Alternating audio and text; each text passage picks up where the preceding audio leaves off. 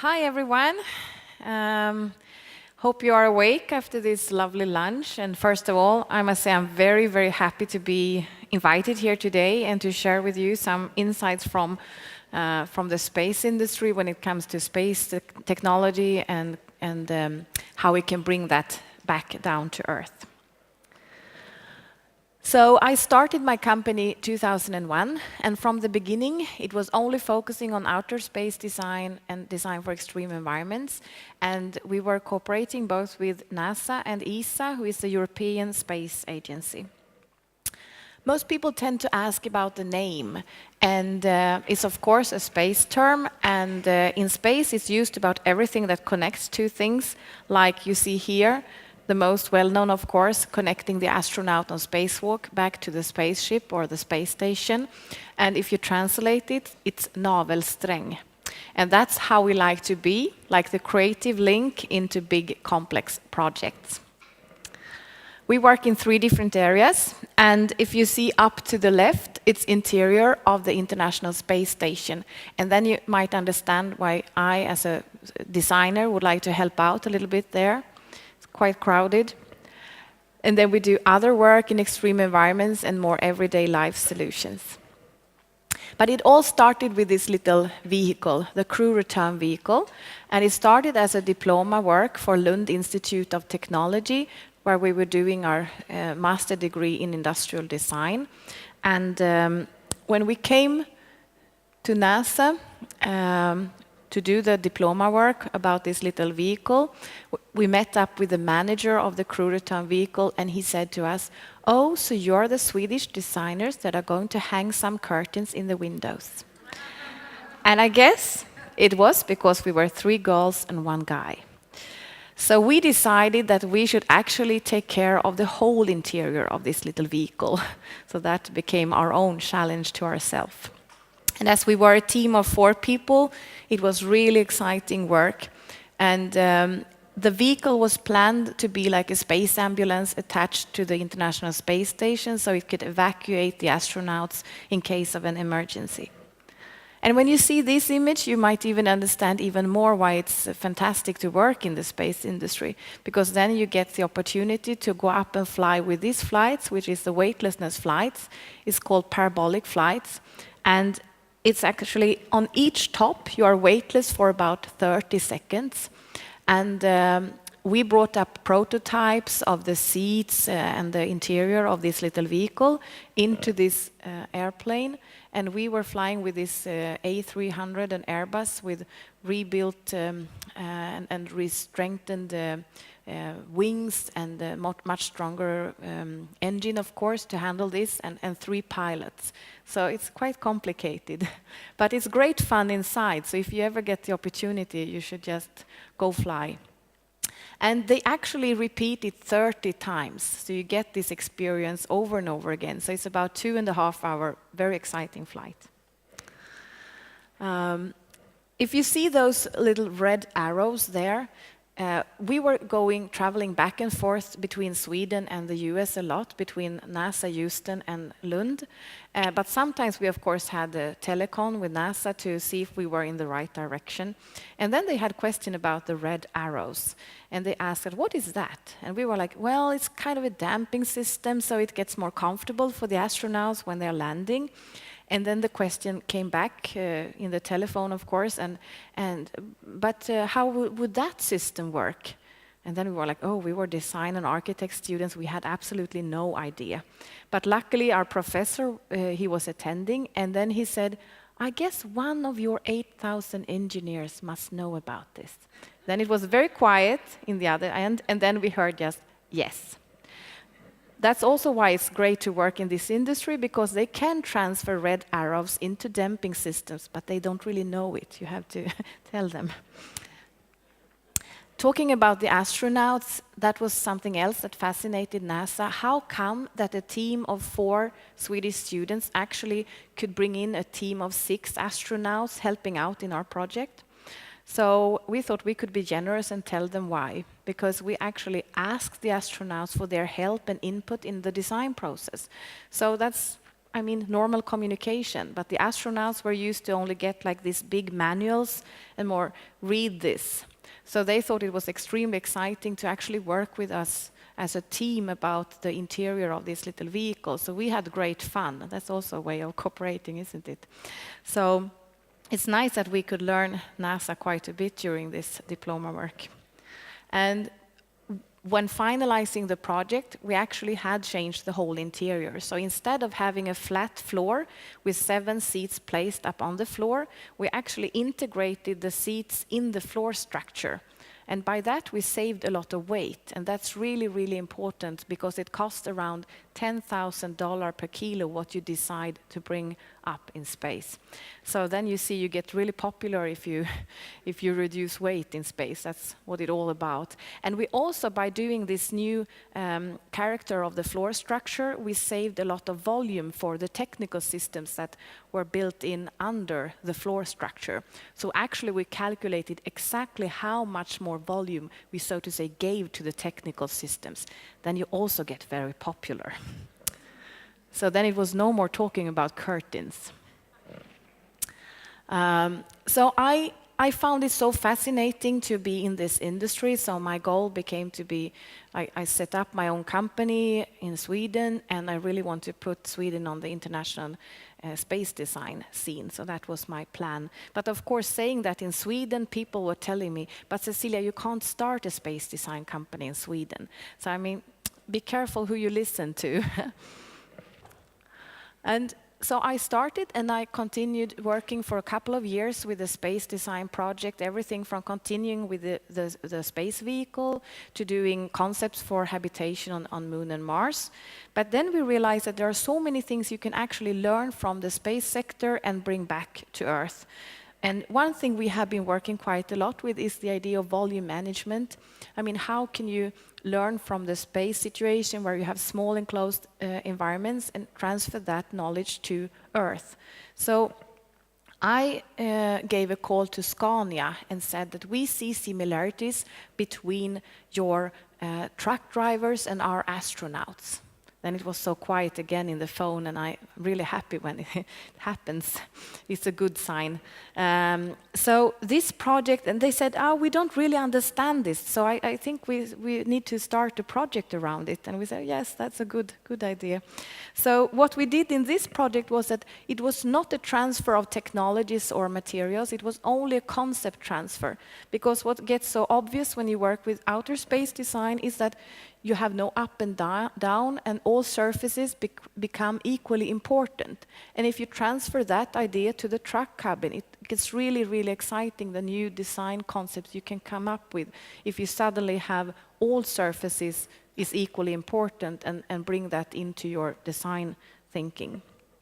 And we also bring in what we call weightless thinking, and that is meaning that we bring in what we call the zero gravity factor in the design process, and that's to really bring in new thinking, especially in our big industries. It's really, really needed. So one project where we talk a lot about the weightless thinking is the idea of maybe could we use the concept behind the spacesuit and bring that into the future of our houses and homes. This idea came up because we started to think about the suit is like 6 centimeters thick, and still it protects the astronauts from the extreme environment in outer space with this big temperature differences and so on. And why do we have on Earth this 60 centimeter big thick walls? So this is more like to think really new in buildings, and the astronaut suit is made out of 19 layers. So it's with the new way of finding isolation and how we can bring in new, more energy effective house constructions. So this area of space technology transfer became the major area for us to work in from 2004. And we recently signed a new contract with the European Space Agency to be one of 13 companies in Europe working to transfer knowledge from space sector to the Swedish industries, which is really exciting work now. Just to give you a brief idea what it could be, these projects, from the left you see we developed a prototype for a sailing suit, And there we realized that there were qualities in the tires of this little Mars rover that could be transferred into textile. And from that textile, we made a prototype for a sailing suit for extreme sailing. And then we had it actually tested by one of our most famous Swedish female sailors, Pia Lobry. And she attended actually a race over the Atlantic Sea in a 6.5 meter long boat. It was extremely hard sailing, and she came actually 11 out of 70 boats over the Atlantic Sea. So that's quite amazing. And at the same time, I'm happy that I don't have to try out all the prototypes we do myself, because it was quite hard sailing, we understood. Then we have been into lightweight materials for bicycles, and we have also the building sector, which is really interesting, and it is a sector where we believe we can transfer a lot of knowledge from space. Just to give you a little bit more of insight in one of our creative processes for the alpine sector, where we looked into everything from skiing clothes to helmet, how could actually we bring in knowledge from space to the alpine sector. And there we found around 30 materials that could bring value to them. But here we got actually help from this little mufflon sheep. So we do a lot look into nature and see, because they have actually solved a lot of things. We tend to forget that sometimes. But here I was thinking, what's happened when they crash into each other like this? Why doesn't they get hurt? So the question to our space expert was, do we actually have a material in the space sector that looks like the mufflon sheep skeleton? And now the space material experts, they know that it comes a lot of strange questions from Sweden, but they become more and more helpful each year. So I think that is a good sign for us, isn't it? So they started to think, what do we have actually? And for the helmet, we then found, or they found, aluminium foam must be the one that looks like a skeleton from the mufflon sheep. And we were like, oh, you're so great, thank you. And it showed out when we did the test that this material should protect the head 10 to 15% better than traditional materials that has been used for 40 years in helmet. So I used to call that for repetitive design, and that's what most of us unfortunately do in the organizations, that we repeat a known construction or a known design. So that's what we try to avoid in our design process. But you never know who is in the audience when you are speaking, and when I was presenting this for like 300 people, it was actually one of the world's most famous persons in this bionics area, and then he came to me and said, Cecilia, it's not the skeleton that protects this mufflon sheep. So, and I was like, oh, I didn't know that. And then he said, no, they have like a giant muscle here that protects them when they hit into each other. And I was like, oh, but that was still luck for us that we didn't have that knowledge, because then we wouldn't have found the right solution for the helmet. And I was looking at me, oh, okay, now you have a point. And he said also, normally I don't like to work with designers and architects, but I might consider working with you.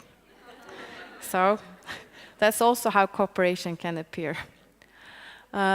One other project that we was involved with, it was a design project for this Parabolic Flights, and the idea was to design a totally new interior for these Parabolic Flight planes. And this was a design competition with 4 companies selected in Europe. And we were the only Swedish design company. We were definitely the smallest one. And then I heard that one of the design offices in Europe had teamed up with BMW, and I was like feeling this small. I was like, what am I going to do? So I started to think we actually use the inflatable technologies a lot in outer space. So then I have a friend, luckily, working with these inflatable structures in UK, and Per Lindstrand, he has been doing these air balloon flights with Richard Branson. So I called him up and said, if I do this interior with the inflatable for this design competition, can you actually build it? And he was like, yes. Okay, great. So we did this, and then we won the competition.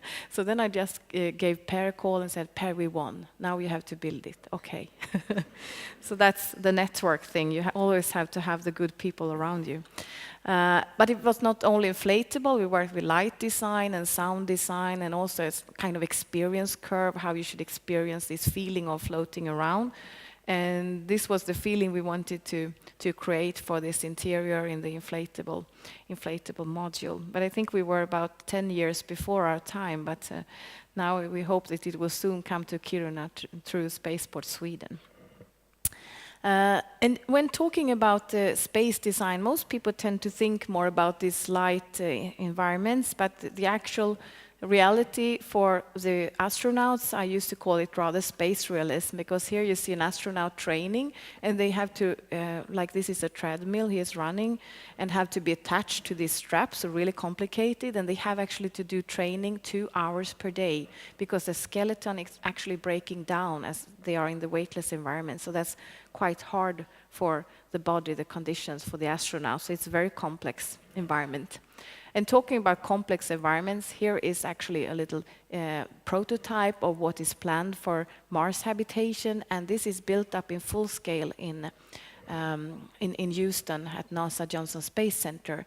So it will be like these cylinders, 11 meter long and 4 meter in diameter, where it will be both research labs, and they will actually grow their own food there as well.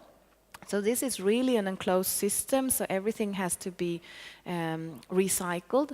So most people don't connect sustainability and space habitation, but it's actually very, very exciting learnings we can have from this space habitation and with these small enclosed environments. And we are now looking into a lot of projects where we can transfer this knowledge into our mega cities, because this will be one of our major challenges in quite near future. And when you have been working a while, someday you can get nominated, and it's really nice to actually, like here, 2008, where we got the nomination for the Globe Award, Best Corporate Social Responsibility Entrepreneur. So we were nominated as one of 10, and we got this honorary diploma for the work we have been doing. So it's me to the left, and then we have our Crown Princess Victoria, and that happy man in yellow, he was really entertaining us all night. So that was one of these exciting nights. And sometimes when you get this prize, of course you can be really happy, but it's also what can you do using this energy that comes from winning a prize. So it's not only to relax, it's just to see what would be the next step. So our next step became to develop the Down to Earth project. And here is a project where we really look into commercializing space technologies for sustainable Earth, and working with both space agencies, universities, and companies together to look into the global challenges. And we exhibited the first concepts of the Down to Earth in Shanghai World Expo 2010.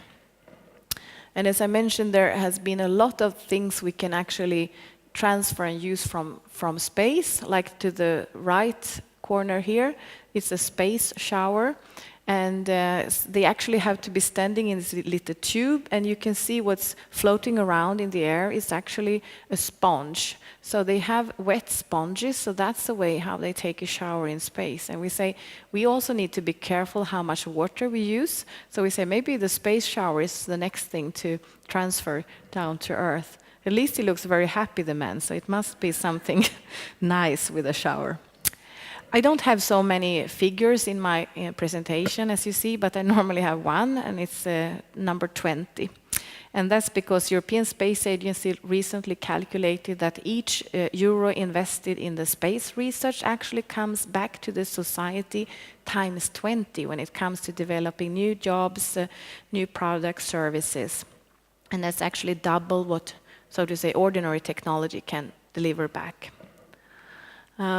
And we are interested in, like our American colleagues say, when we see figure 20, they say, we can double that. I don't dare to really say that, but what we will do is to look into the commercializing processes to see how can we change it, because right now we have industry coming to space sector and asking for a sensor, for example, and they got the sensor from the material data bank, but in the same time, it's not so interesting. It's more product development. And what we would like to do is that when the industry comes to us and asks for a sensor, we say it's most likely not a sensor you need. So I think as a designer, it's very important that you, and for everyone, of course, to really make sure what are you contributing with, what development are you supporting in your everyday life. So we do this in a down-to-earth innovation workshop, where we go in with the space experts and the company bring in their competence, and we bring in the sustainability experts as well. And then we always bring in 4 students in our team, because we think it's really important to bring in the young people, because they are definitely not in the industry. I'm sorry to say, but that's a fact. And then we come up with approximately 200 ideas, and we say that the company can have only like 5 to 10 ideas, and the rest of the ideas is actually going into our down-to-earth outcubator. So we are building up like a project data bank for students to look into and to actually find exciting projects to take further in student projects or PhD, or actually start companies around. Just to give you a brief about one of these development, it's a concept that we call training, and the idea was, could we put students on train instead of building a new school? Is it a need for a building, or could you learn while you're traveling? So, like you send out astronauts in space solving complex issues, could we do that possibly on a train as a future school? And this was exhibited at the Shanghai World Expo in this little module, which has been on tour now in the US, and it's actually came back recently to Sweden. And when we were in Shanghai, we realized that Shanghai and Gothenburg are sister towns. So we actually said, then we need to start working with Gothenburg, of course, to connect Sweden and China better. So we started working with Volvo cars and SKF. And then we actually could realize this training concept, because we're not, of course, we like talking, but we like action. So this was really action when we put 80 students from Tongji University in Shanghai, and then they traveled all the way up to Helsinki. 8 days and nights they were working with the down-to-earth innovation process and the concepts for, among other, Volvo cars. So this was really exciting work that came out from this trip. So this is something we will look into, explore further, and do with other countries as well. Okay, so just some final reflections. This was the feeling I had when I started my company here in Sweden. I think it's a little bit better entrepreneur climate now, which I'm very happy for. But then you can also think about how prepared should you be? Is this the right preparation to just step out from the university or into new projects? I think it's enough if you have a little bit of direction, and the direction could be made in many different ways. For me, it was actually a business angel, Bo Håkansson. So he helped out and with some first funding for my company. And I think these people are so extremely important, the people that can believe in these a bit odd ideas and really help out. So my plan is that I will also become a Bo one day and help out other people. And we learned also that, of course, teamwork and cross-fertilization is one of the most important things for success. And very important, always challenge your clients. I mean, you really need to turn them into the right direction. And then you, of course, have to be brave. So bring that with you.